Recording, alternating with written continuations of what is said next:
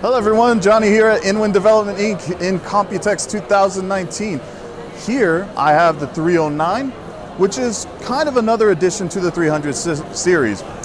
We unleashed the 307 last year, which had more of a softer lighting. The 309 is a little bit more of a dark, vibrant lighting, which has a more indented front panel. So with the front panel here, you're able to actually control all 144 LEDs in the front. So each color can be interchangeable and customized. So if you wanted to create, say, a Pokeball or something, you have that option. Personally, I like Tetris, so I would have went with Tetris. But with this front panel, along with it will come with our Ego fans, the fans you see above me here. It'll come with 3 Ego fans, which is something that was also introduced in Computex a few years back. It was brought back from popular demand, and it's going to be included with the 309. So with the 309, you're able to control the fans and the computer front panel. You're able to control it with some of the buttons here on the side near the I/O.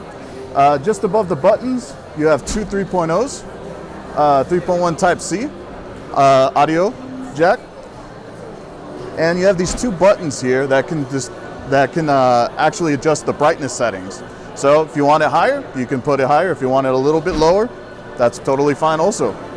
This button right here is a little bit special, so you can, as I mentioned earlier, you can actually use these buttons to control the case fans as well, so you can control the Ego fans also.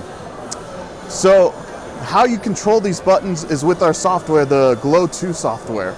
So with the Glow 2 software, you could change it by customizing it, maybe making it a certain breathing settings, or if you even wanted to, it's customizable to the point where you can adjust it to sound, music, that kind of thing, and it'll all be a part of this kind of light ecosystem. So one of the things I wanted to show you also is that, like the 300 series previously, it also still has that same toolless tempered glass panel. So no thumb screws, nothing. It's just simply you push a button and it's that simple.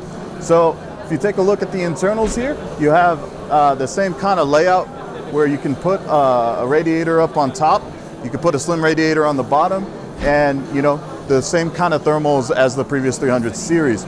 Now, we roughly have a cost at about maybe 200 to 225 US. And as far as ETA goes, we're not entirely sure, but we're hoping around the Q3 market area.